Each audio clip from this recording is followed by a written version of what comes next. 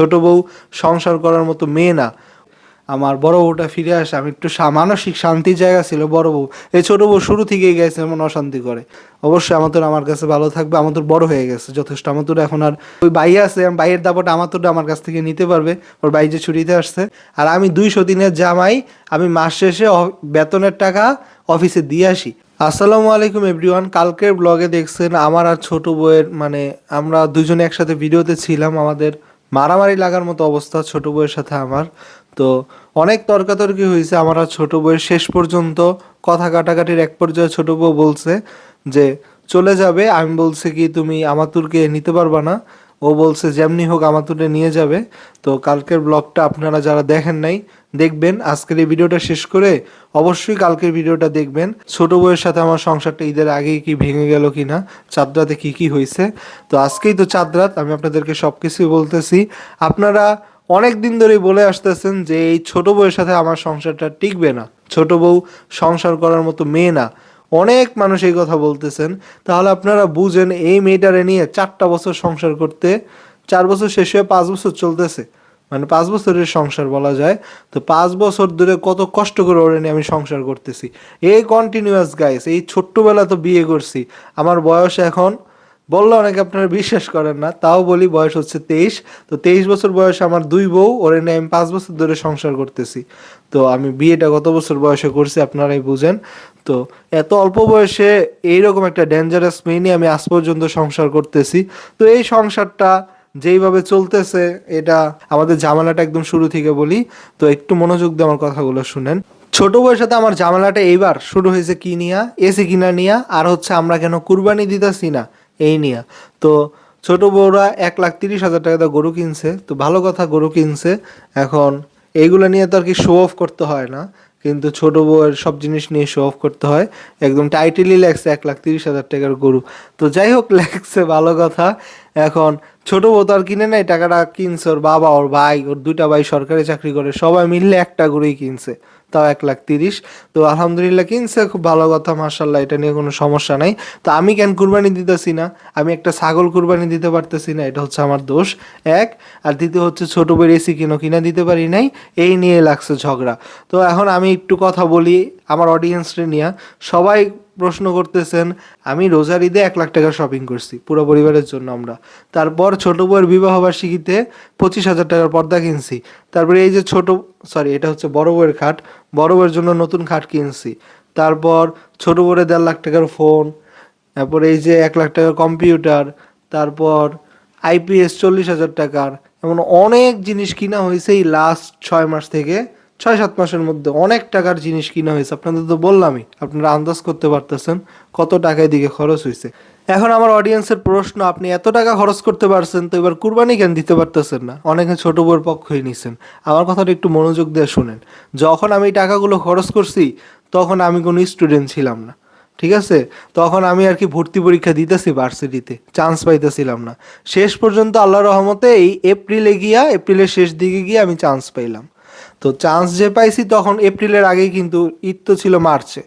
তো ঈদের পরে আমি চান্স পাইলাম, যা খরচ করছি যত টাকা সব ওইগুলো ঈদের আগেই, ঠিক আছে? মানে আমি ভার্সিটিতে চান্স পাওয়ার আগেই। অন্যান্য জামাইরা কি করে, একটু মনোযোগ দিয়ে আমার কথাটা শুনেন। অন্যান্য জামাইরা মাস শেষে বেতন আনে অফিস থেকে বেতন আনে। আর আমি 200 দিনের জামাই, আমি মাস শেষে বেতনের টাকা অফিসে দিয়ে আসি।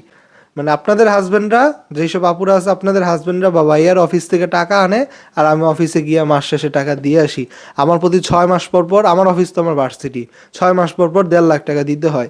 আর এক্সট্রা খরচ মিলে আমার 6 মাসে 2,00,000 টাকা খরচ হয়। তো চিন্তা করেন, 6 মাসে 2,00,000 টাকা হইলে কি মাসে 35,000 থেকে 40,000 টাকা পড়ে যায়। তো এত টাকা যে আমার মাস শেষে খরচ হয়, অন্যান্য হাজবেন্ডের অফিস থেকে বেতন নিয়ে আসে 40,000 টাকা, তো আমি দিয়ে আসি। তো আমার সাথে তো এখন আর মিলাইলে হবে না। এতদিন আমি যে খরচগুলো চালাই এগুলো সব আমি একা পারি না, আমার আম্মু হেল্প করে, যেহেতু আমি আম্মুর একমাত্র ছেলে। আম্মু আমার অনেক টাকা পয়সা দিয়ে হেল্প করছে। আম্মু 2টা জায়গায় চাকরি করে, আমার আব্বু জব করে। আব্বু জব করেন, আব্বু বিজনেস করে, আমাদের নিচতলায় দোকান আছে। আব্বু অনেক বছর বিদেশ করছে। তো সবাই সব দিক দিয়ে আমার হেল্প করছে। তাদের একটা ছেলে, আমার বউ, আমার বাচ্চা তারা বাইল্লা দিছে, এক কথা আমার বাচ্চার আকিকাগুলো আমার আম্মু দিছে। তো আকিকার পুরো টাকাটাই আম্মু দিছে। তো তো এইরকম হয়েছে অনেক কিছুই, আম্মু হেল্প করছে, আব্বু হেল্প করছে। এখন এতদিন আমার ওই যে ভার্সিটির অফিসের খরচটা ছিল না, ভার্সিটিতে যে আমার 2 লাখ টাকা দিতে হবে প্রতি 6 মাস পর পর, এই খরচটা ছিল না। জুলাইয়ের 5 তারিখ হচ্ছে আমার লাস্ট ডেট 2 লাখ টাকা, 2 লাখ টাকা না সরি 1.5 লাখ টাকা দেওয়ার। 1.5 লাখ টাকা হচ্ছে সেমিস্টার ফি, আর 50,000 আমি ধরছি অন্যান্য খরচ, ড্রেস কিনা লাগে, বই কিনা লাগে, ভার্সিটিতে একটা খাবারের খরচ আছে, অনেক খরচ আছে। তারপরে আমার যাতায়াত 70 কিলোমিটার, টোটাল 35 কিলোমিটার, 35 কিলোমিটার যাতায়াতে টোটাল 70 কিলোমিটার যাতায়াত করতে হয়। এতটা যাতায়াত আমি একটা বাইক ছাড়া করা সম্ভব? তারপরে আমি একদিন ভার্সিটির প্রথম ভিডিওটা আপলোড দিছি না, যে ছোটো বউ আম্মুরে নিয়ে ভার্সিটিতে গেছিলাম, ওই দিন তো আমার আব্বুও গেছে, তাদেরকে উঠে দিছি সিএনজিতে, আর আমি আসছি বাইক দিয়া। তা আমি যে বাইক দিয়ে আসতেছিলাম তখনই বাইকওয়ালা, মানে আমার কিছু লাগে না, ওনার সাথে আমার একটু গল্প হয়েছে, কথা হয়েছে, উনি আমার বলতেছিল আপনি ভার্সিটির আশেপাশে বাসা নেন, এত দূর জার্নি করে আপনি পারবেন না। আপনি কেন, কেউই পারবেন না, আপনার তো বাসায় গিয়ে পড়াশোনা আছে। তারপরে বলছি লতে পড়ি, অনেক পড়াশোনা, তো বাইকের খরচ আছে প্রায় 2 লাখ টাকার মতো। আমি কম দামি বাইকই কিনতেছি। আমার বয়সী ছেলেমেয়েরা 6-7 লাখ টাকার R15 নিয়ে ঘুরে, আমার বন্ধু বান্ধবের অনেকেরই আছে। তারপর দেখেনি তো অন্যান্য ব্লগার যারা আছে আমার বয়সী, একটু ইয়াং ব্লগার, সবারই একটা করে R15, জানি রয়্যাল এনফিল্ড, সবারই আছে একটা 6-7 লাখ টাকা, 4-5 লাখ টাকার বাইক। তা আমি কিনতেছি মাত্র 2 লাখ টাকার বাইক। তো এই যে টাকাটা, এটা কিন্তু আমার দরকার, ইমার্জেন্সি দরকার। তো আমার পড়াশোনার জন্য ইমার্জেন্সি জিনিসটা, এইটার দিকে হচ্ছে ছোটো বউয়ের নজর, ছোটো বউয়ের শো অফ করতে হবে। এখন আমি ভার্সিটির ফি দিতাম না, আমি বাইক কিনতাম না, আমি এই যে ঝুলে যাইতাম আসতাম, এত কষ্ট করতাম, আমার তো আর বাসায় এসে পড়াশোনা করা লাগবে না, জার্নি করে আমি কাহিলে পড়ে থাকলেই হয়েছে। তো তারপরে আমার বড় বউয়ের ব্যাপার আছে, বড় বউ এখনও আসতেছে না, আজকে 6 মাস পার হয়ে গেছে। বড় বউ দেখা যাক এবার ঈদে কি হয়। তো বড় বউ নিয়ে এত দিন পর্যন্ত আমার প্রেশারের উপরে প্রেশার, আমার একটু মানসিক রিলিফ দিবে, একটু শান্তি দিবে না, ও অশান্তির উপরে অশান্তি করতেছে। ওর মেইন টার্গেট হচ্ছে এই টাকাটা আমি ওর পিছনে খরচ করি, এসি লাগাই দেই, তারপরে শেষ হবে না, একটার পর একটা শেষ হবে না।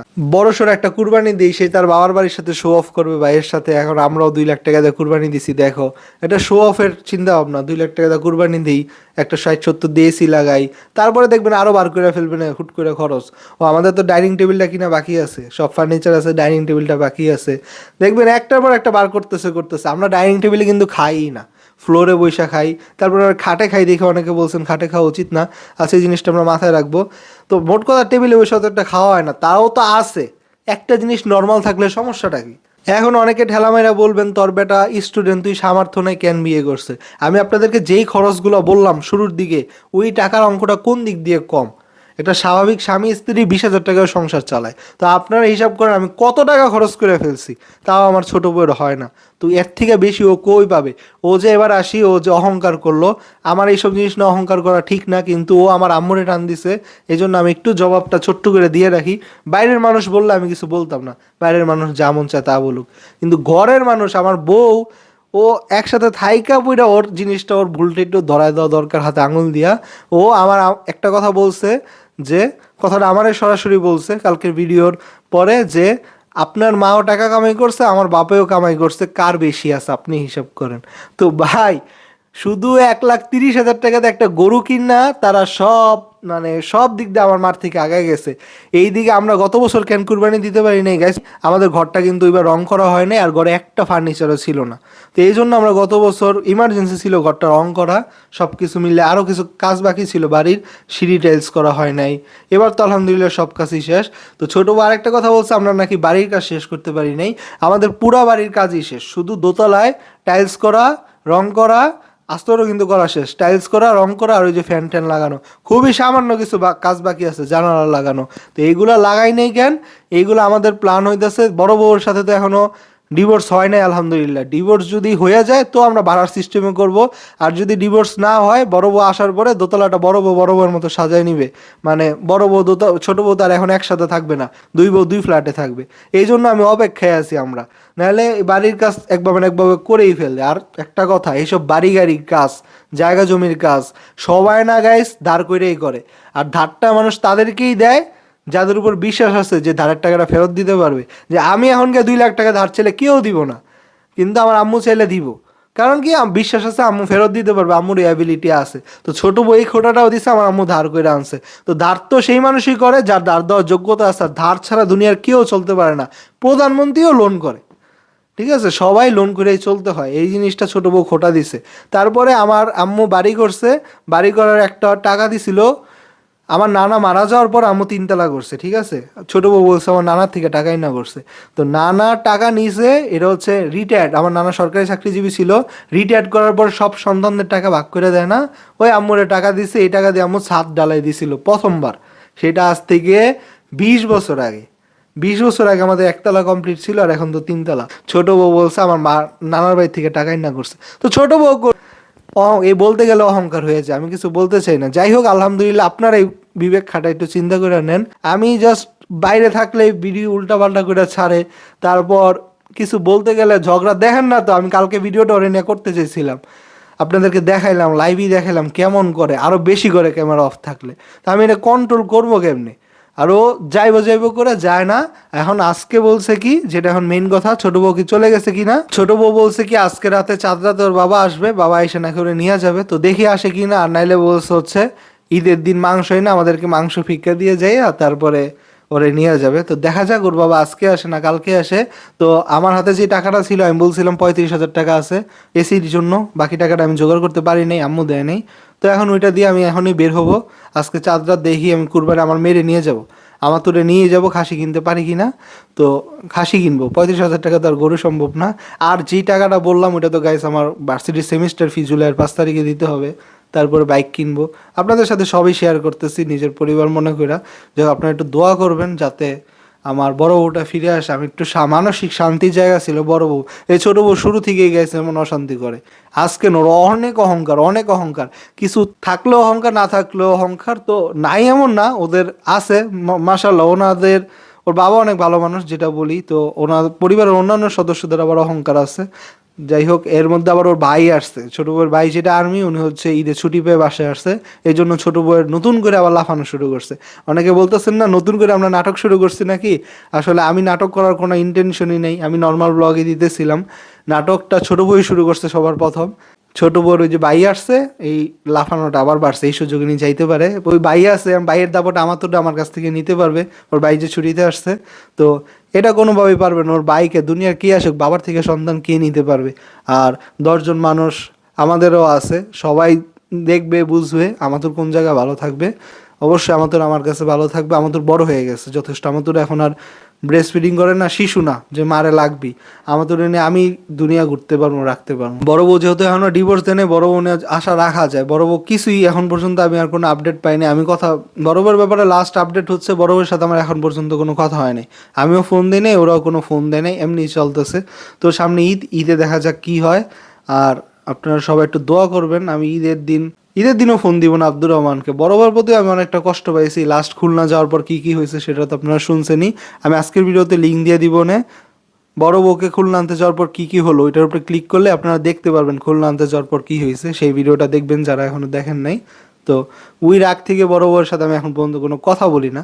তবে যেহেতু ডিভোর্স হয় না, একটা আশা রাখাই যায়, ভালো কিছু হয়তো হতে পারে।